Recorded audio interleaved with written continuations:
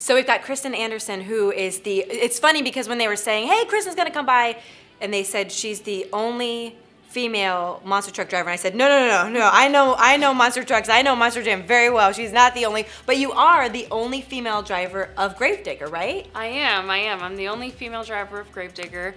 Gravedigger had been around for 35 years prior to me, and it was all a male-dominated team, and I got to step up and be the first female and the youngest female too to race. So it was it's pretty cool. And it's kind of, I mean, your dad is Dennis Anderson, who I've gotten to talk to so many times, and he's so nice. And the last time he was here, by the way, if you don't know, Dennis Anderson is like the founder, the starter of Gravedigger. And so last time he was here, we were talking, and he mentioned your name, and he like just totally lit up with like pride when he was talking about you. So did he shove you in a monster truck when you were like 3 months old? Like how did that work for you? Well, I am my dad's only girl, and he only has grandsons and everything, so I'm like the only Anderson girl. Wow. Yeah, and so I mean, I always was kind of like his little girl. I got to go on the road with him and stuff, and watch him and my brothers drive. But no, he always left it up to us. He always left it up. He didn't want to force us to do anything we never wanted to do, and he always had Adam and Ryan kind of that he got to pass the torch on to.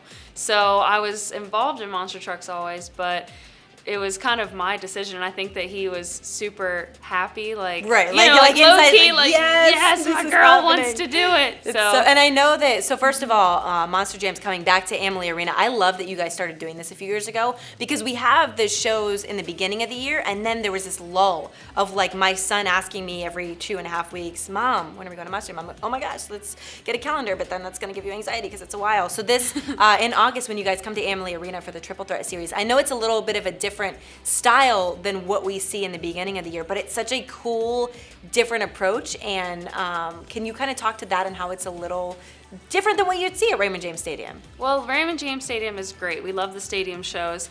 But it's really nice to come into the arena, because the arenas, we call them the up close and personal shows. They are. And so you get to actually come in, like it's the middle of August, come inside, get out of the heat, get in the air conditioned arena, and you'll be within probably 50 or 60 feet of a monster truck, probably doing a 25-foot tall wheelie, or jumping through the air, or standing on its nose for 20 seconds. So it's lots of action. It's a 2-hour show, and we don't stop going for the entire 2 hours. And it's a triple threat series, so we're also bringing in the 2 other vehicles besides the monster trucks. So I'll be racing the Speedster, the ATV, and the Monster Jam truck, and it's all me in there doing wardrobe changes. I'm changing out of my motocross gear. Oh, I didn't even think about that. You have to wear like different stuff. Yeah. So I'm quick. We're quick. We're moving around back there behind the scenes where you guys don't see us, and we're actually competing. It's full-fledged competition from the time the national anthem starts until the last truck freestyles. So. Do you guys like? I know that you're probably a very close-knit family. Do you guys trash talk to each other though, like even friendly?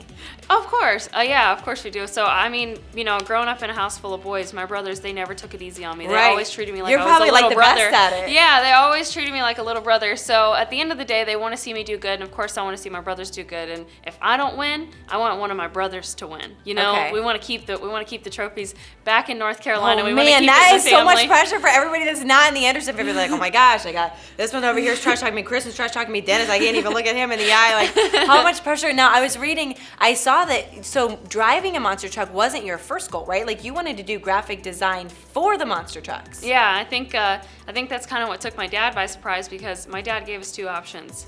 All of his kids. He said, you're going to drive monster trucks or you're going to go to college. So that's good. That's a good second option. I thought he was going to say, you're going to drive monster trucks or you're going to drive monster trucks. So like, what are you doing? No. So I said I was going to go to college. So I'm artistic. I'm my dad's only artistic kid. And I was going to go to school for graphic design. I wanted to work right there at the Feld Studios in Bradenton and be a part of their art department, getting to design the actual artworks that are on the sides of the bodies, like the graveyard scene on the side of Gravedigger, stuff like that. But in 2016, I got contacted by Monster Jam, and they were like, look, next year is your dad's 35th anniversary. Your dad set this up, by the way. Yeah, listen. You totally know it. So he probably did put something in their ear, put his foot in the door for me.